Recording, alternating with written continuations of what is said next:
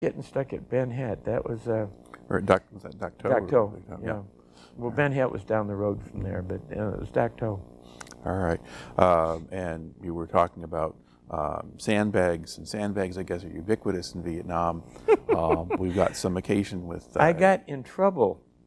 Our aviation unit, well, about anywhere where you have a helipad, guys in Vietnam would gather.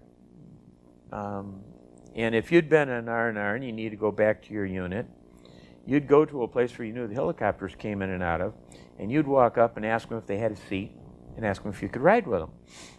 Well, our little base, we didn't have a separate bunker for people that were just hanging around to fly somewhere.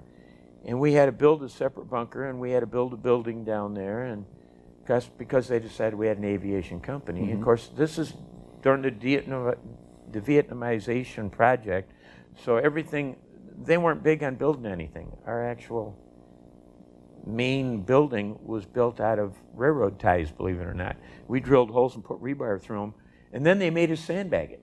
Mm-hmm.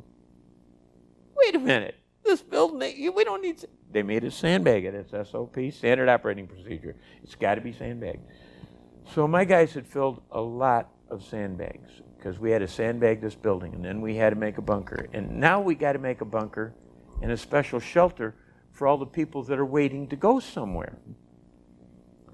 So when I was through doing whatever work I had to do that day, I took off my tunic or my shirt, and I went out there and I was helping my guys fill sandbags.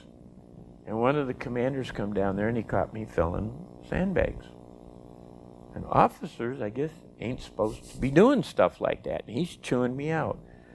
Well, as we mentioned earlier, I'd been through NCO Academy and I'd been through a bunch of other things. And I don't ask my men to do anything I'm not willing to do. And this almost felt like harassment after a while, filling sandbag after sandbag after sandbag. So I'm filling sandbags with them. If it's important enough for them to do, it's important enough for me to do. Well, I got chewed out, and I got chewed out royally. And after the commander left, I went back to filling sandbags. A few days later, I'm flying this commander, and we're going out to this SP unit I was telling you about that does hip shoots. Mm-hmm.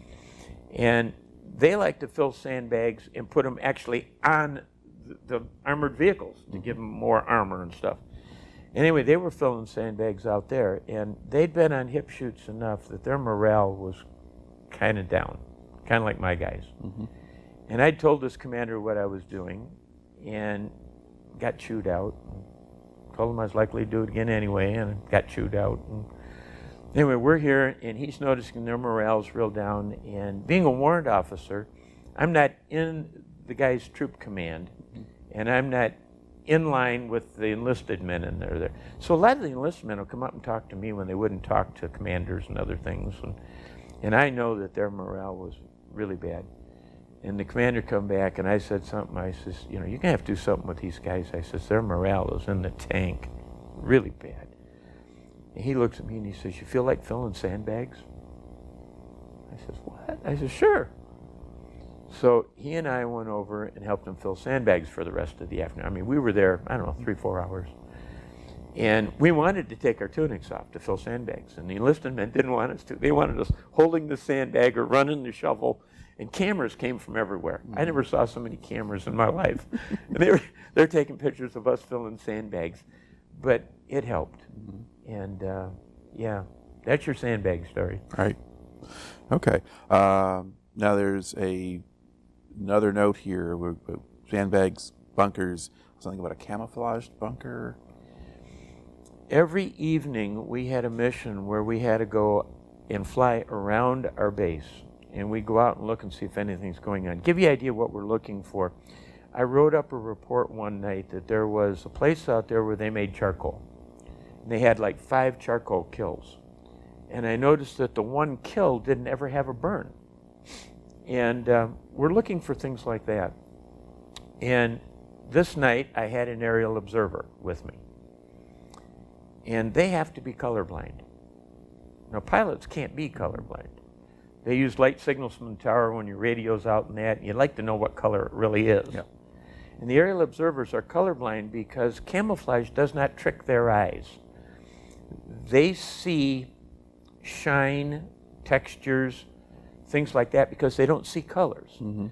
And this was in the dry season, and we start right at our base, and we fly right around the barbed wire. Remember, we fly right over the top of our bunkers, our guard towers. Mm-hmm. Fly right over the top of our guard towers. And then we keep doing circles further and further out, and further out. And we got out far enough, and look at that. Dumb fools, they're building a bunker in the middle of the rice paddy. Well, that time of year, the rice paddies are dry. Mm-hmm. They're getting ready to harvest the rice and stuff. And he's looking out there, and he's insisting that they're building, and I'm looking, and I can't see anything. I says, you sure? He says, yeah. Have fun. So he calls base and has them shooting.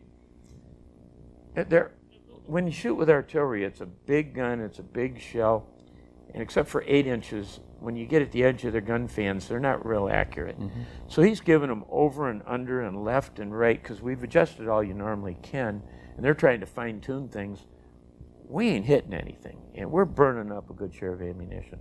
I finally said to him, I said, are you sure? He said, yeah. Check fire. I'm going down and take a look. So I go down, and I'm coming across the rice paddy taking a look, and I come to a hover. Sure enough, there was a bunker, and Charlie's looking at me, and I'm looking at him, and hard over with a stick and get out of there. We go upstairs, and he takes another fire base now, because this one, we know we're having. So he picks another fire base that's it's got 8 inches at it, but it's a little further away, and 8 inches are quite accurate. Well, you don't know where the first round's necessarily going to go. So he fires the first round, and we cleared the rice paddies, and we hit the edge of the jungle. We had secondaries to about 300-400 feet in the air. Mm-hmm. What is this? Fire a couple more, same thing, you know. Give a little dispersion on it, and we got a couple more secondaries. Then we came back to shooting at the bunker that was in the middle of the rice paddy field. And I don't know, it's like a dozen rounds or something. He finally hit it. We had secondaries to 300 feet. Now, I don't know what they had down in there, and if it wasn't for him, we'd have never shot at it. Mm-hmm. But he's colorblind. He could find it. I couldn't find it. And people always find that interesting. Aerial observer is colorblind? Mm-hmm. Don't ask him to look at your map and tell you if it's a friendly or an enemy position, because we mark them in red, you know. Right. At night, it's difficult, too, because we have red lights in the helicopter. Mm-hmm. And it's difficult to tell where the enemy is if you mark your map that way. And I've taken some guys out at night. And no, don't mark your enemy position in red. You ain't going to see it in the aircraft. All right.